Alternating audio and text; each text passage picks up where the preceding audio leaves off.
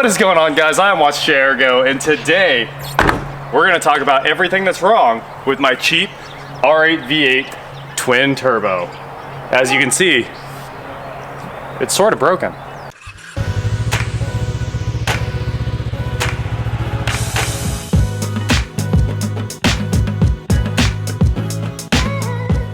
So first, let's answer the question you've all been waiting for. My frame, at least the front clip. Get the front end open here. It's all apart already. You're gonna see that process later this week. But the important part is whether or not my frame is SAM-CRACING. I guess that's a verb now. We've turned SAM-CRAC into a verb because of R8 frames. You can take a look in here. Come on in, we'll get nice and close. So the reinforcing goes right in here behind where the wiper setup is, and there is not a single crack. All of the sealant on there looks good. All the aluminum just looks nice and straight. And we'll come around here to the other side. Take a look at this, and it looks great. And we do not have the Audi reinforcing pieces in there yet, but I kind of plan on just putting the Audi reinforcements in. If we preventatively do the reinforcements, it'll keep us from having any issues with you know, the front end cracking and sending this to the salvage yard. So I'll probably do that. I don't know when, but it's on the list. The next order of business with my R8 that's broken was the factory battery. I don't know if it was actually the factory battery, but it's definitely a Volkswagen battery. The date code's 116, so it definitely was not a factory battery. I had to go buy a new one from the dealership. We went ahead and did the OEM one because it fits perfectly and it starts this thing like a boss. So that one's already been resolved, and of course we're gonna take care of the new battery, keep it on a trickle charger while we're working on the car. Before we move around to the side of the car, I want to touch on this. The car is fully wrapped in a gray. I don't think it is Nardo gray. I actually forgot what it's called. It's much lighter than the Nardo, but it's like, you know, light chalk gray. And you can see the wrap is really well done on this car, but it is still lifting. We've got some lift points right there. At least it's under the trunk or the frunk when it's down. It's kind of lifting all along these really recessed areas, which is really common for a wrap anyway.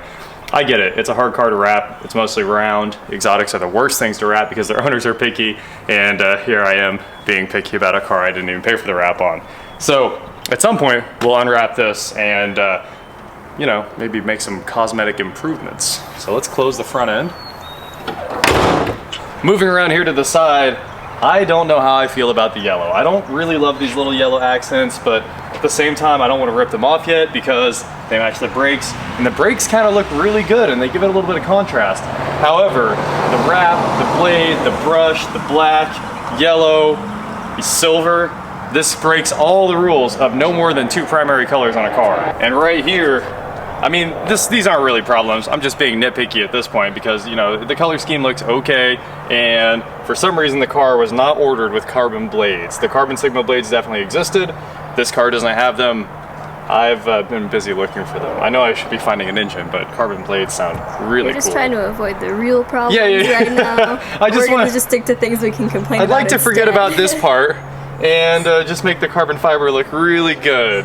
Also, for some reason, the car underneath the wrap is 100% silver. Every single inch of this car is silver, and the blades were silver, which doesn't make any sense. You have to have some kind of contrast there. So it really deserved carbon blades.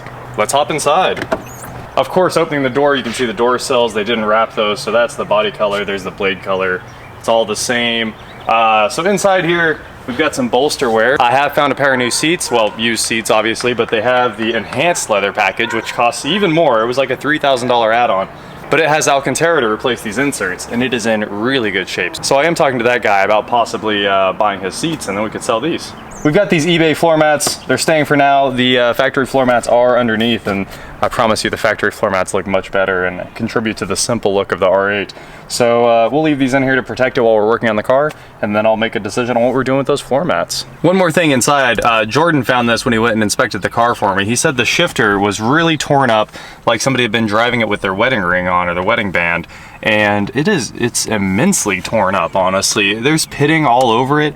It looks like somebody took like a rock ground on that. So really weird that happened to the gated shifter, and all the trim around it still looks great. So that's kind of an odd one. So there's one more tiny thing I need to show you. If we come over here, the Audi wheels are actually in really good shape, except for this one, and it got torn up on the way here. I think it's right there. There's a, oh, and actually no, that's curb damage. So I'll get in touch with my boys at Alloy Wheel Repair, and we'll probably get that taken out. I think they can fix this, that. There's a little clear peel right there. Not sure why, because the rest of the wheels are perfect, and there's a little curb mark right there. So there's a few things that need done to get that wheel back in optimal spec. And now for the really broken part, and also the part I don't know about. The spoiler is stuck up. The spoiler has never gone down. I'm actually gonna hop inside, turn it on, and let's see if the spoiler will go down. Okay, there we go. Car is on. I can't see it. Did it move? It made like a little sound, but it's not doing nothing. So maybe we need to troubleshoot something on the spoiler there. I'm not quite sure what. It's a pretty simple thing. It has two motors with a push rod, and they just kind of push backwards and that pops it up. It's you know, very simple spoiler design, but to get into the important part here, the part we're all waiting on. This is my dead 4.2 liter FSI V8, and man, it leaks a lot of oil. We'll show you that here in a second. But of course, twin turbo. Turbos are right back here, and that beautiful Audi engine is shoved right up there. It has a cracked piston scoring in the cylinder walls, and we think that's from turning the boost up to 750 horsepower, which is where Eurocharged put it. Heffner has APR tune his engines, and they do a very conservative 630 horse tune, and honestly, I wish I had that on this right now. It probably wouldn't be blown up, although I probably wouldn't have gotten that deal. So when we're done with this, we might actually detune it a bit, especially for break-in, and put it down on 630 just to have a nice car to drive around. Then we could consider stepping it back up. After the engine died and Parts Score and the other shops took a look at it and decided what was wrong, the car sat outside for like 4 months, which is why it's covered in dirt. The wrap's covered in dirt. The engine bay, you can see all the dirt comes in through these louvers on the side. It is very, very dirty. So all the pieces will come out. We'll get them all detailed while it's apart, and then get this engine in. And there's a mystery oil leak coming from somewhere. I actually think it's that cracked piston is drawing oil through that, and then it's loading all that up in the turbos, and somehow back here it's all draining out. So I bet the turbos are going to have to go back to Garrett. I mean, honestly, it was on my list to do that anyway, but I think they really might have to because they're probably full of oil. Take a look at this. You see this leak? The car has been here since we started shooting about 4 minutes ago, 5 minutes ago. So that is quite a bit of oil, and it's coming out of these, there's some big plastic things down there that I'm not sure exactly what those cover up, but oil pours out of them. And we can go in the garage as well and take a look at that. Where the car sits, I put a little bit of high dry in here. This is not kitty litter. That's the oil leak after, you know, 4 or 5 days of it sitting here. So it leaks, I mean, honestly, it's a lot of oil, even though we are soaking it up with absorbent here. So move a little bit more onto there, and we'll put the car right back there so it can leak a little more. On the subject of the Audi FSI 4.2 liter V8, what a hard engine to find. I've been looking and looking and looking every day, almost every minute. I'm just searching. I searched all of Craigslist, the entire US, and I added Canada and the UK too. Nothing. There's two in the UK, and one's like 12,000 and they want a core, and the other one's like 13,000 or something. And of course, that's, you know, shipping has to be added for shipping to the US. So I think we'd be at $13,000 or something like that. We're trying to find an engine for $10,000 because they're worth something like 6 to 10.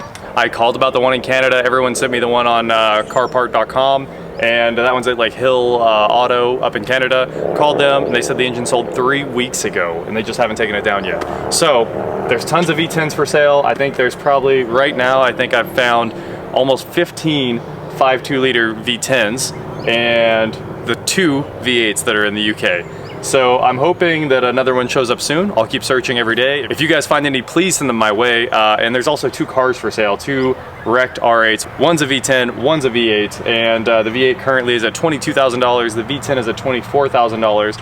I think the V10 has major damage, if I remember right. You know, I've been advised not to try to swap the V8 for the V10, and also I talked to the guy who built the other engine. He said it would be $30,000 to build the engine, and really that's not doing anything. That's OEM pistons, dart and sleeves, and, you know, making the sleeves work, torque plating the engine and everything like that, and getting a little bit of machine work done. And then he said it probably won't last if you go that route. It doesn't even matter if you spend $60,000, you're not gonna get anywhere. So I've been told by multiple people that build these, the best guys in the world, buy another engine and stick it in here and don't mess with it. That's what we're doing. And I think that is everything that's wrong with my 2008 R8 V8 Heffner twin turbo. Of course, the turbos will go out at the same time to get checked out by Garrett and remanufactured if they need to be. And that is it for today, guys. Please like, share, subscribe, do whatever you want to do, and I will talk to you next time. You trying to hop in this car? Yeah. All right, we're just gonna hang out in the car because that's what we do now. It's actually our favorite thing to do with it right now. Well, sometimes we just listen to music. It is. It's also the only thing we can do with it. Yeah, it's a really nice sport. Yeah, it sounds really good too. It's a good photo booth. It was a $55,000 photo booth. We take lots of selfies in here. Instagram is fire. It has the engine bay lighting option. I didn't know that was standard, and I'm super excited about it. Also, I have no clue what this hissing sound is after it turns off. I pulled it back in the garage. Just hiss it away. It does that for like 45 seconds.